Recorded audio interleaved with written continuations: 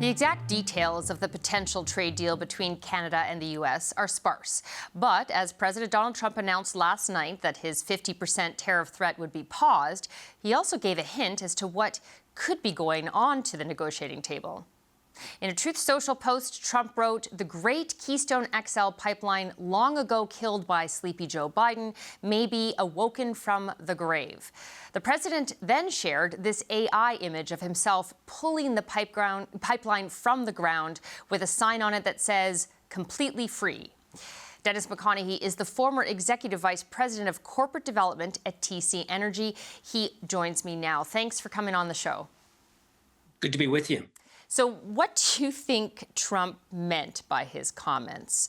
Were you surprised at all about mentioning the arrival of the Keystone XL pipeline?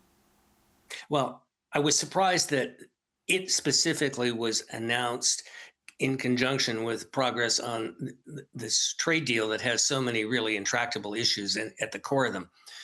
But the idea that the Trump administration would want to have some form of greater integration of incremental Canadian oil sands supply into their supply mix, to me, has always been their position.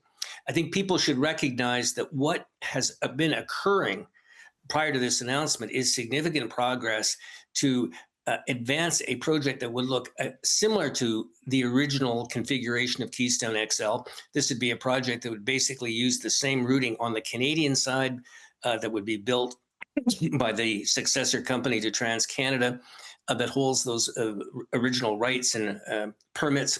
But on the U.S. side, the route would be somewhat different than what was originally the Keystone XL configuration. So my guess is that in the give and take, this may be something that the United States, certainly the Trump administration, coveted, that some kind of signal from Canada that they were not opposed to this project proceeding, given the fact that Mark Carney and Danielle Smith on July 2nd have announced a pipeline to the West Coast that is primarily directed at Asian markets.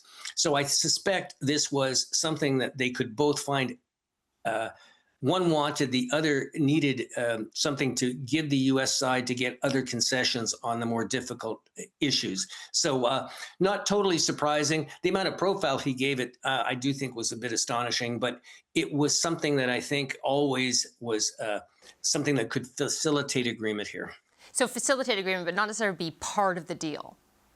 Well, I think it's like an adjunct, like whatever we ultimately see, it may be one of the other undertakings by the Carney government to the United States to give some indication that they have no opposition to this project commercially coming to fruition, as opposed to say, no, we want all these incremental barrels to go to Asia. So I suspect it could be one of the terms of a potential deal. That's my best sense of this, why such prominence was given to it. Now, from the sounds of it, the way you described the work that has been ongoing up until this point anyway, it was never as dead as perhaps people thought it, in that now there's this other incarnation of it that has been worked on. But is reviving this pipeline the way that Trump has framed it actually viable? Well, my view certainly is that incremental oil production from the Canadian oil sands over the next decade or more is certainly economically viable, certainly in a world in which average oil prices are closer to $80 than $50.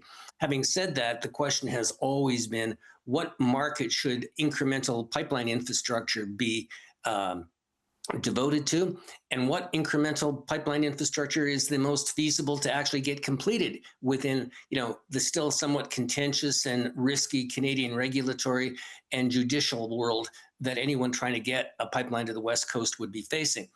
So the idea of building some different version of a pipeline that would add incremental barrels into the United States to access the strong market for Canadian heavy oil still on the U.S. Gulf Coast refinery complex, that's always been a compelling economic opportunity. More so now that the price of oil has gone up, and the fact that because the size of this, as is currently contemplated, is about half of the size that was contemplated to go to the West Coast, that smaller increment may be more manageable for the Canadian oil sands industry to make the financial commitments to get the project to a final agreement to go ahead. So it's always been in play as a way of getting incremental Canadian oil production to a market. Now, the question of market diversity, whether there's higher premiums to be gained by going to Asia, that has always been in play.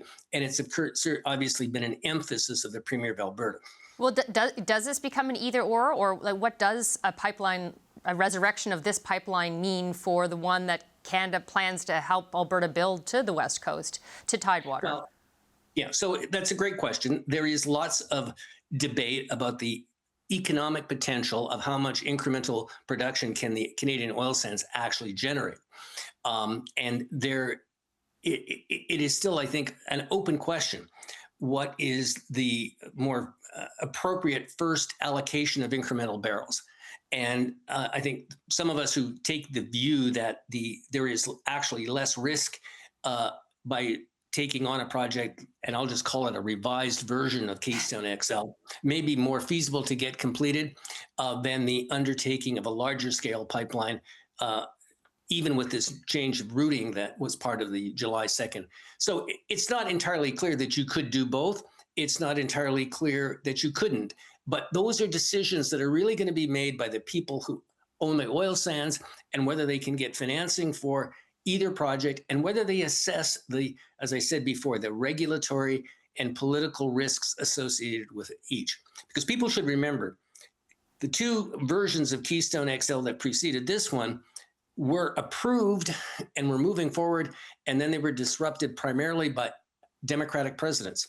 So a looming question and risk of even any resurrection of KXL, will there be a Republican president when in place to allow this thing to actually get built, or will it get halfway built and then get disrupted because of a change in administration? So there's risk on this project side that I'm sure is in play.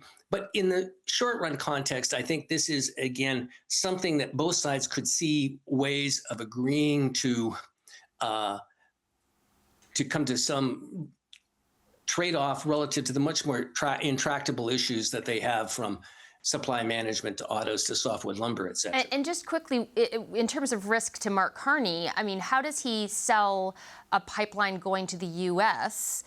Or an additional barrels of our oil going to the U.S. in a situation where we have Canadian sentiment that is not really necessarily wanting it to go in that direction? Well, some of us might advise him to say, let the market decide, which is really to say, what of the two projects is actually financeable? What is of the two projects can you actually get the people who own the resource to commit barrels to? And as I said before, I think that a project in some version of a resurrected Keystone XL may be actually may have lower risk associated with it than the one that is contemplated to go to the West Coast.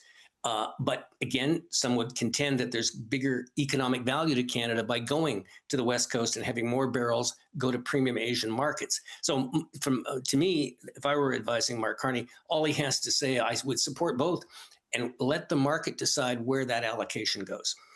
We have to leave it there. Thank you so much for your time today. Thank you. That's Dennis McConaghy, former executive of TC Energy.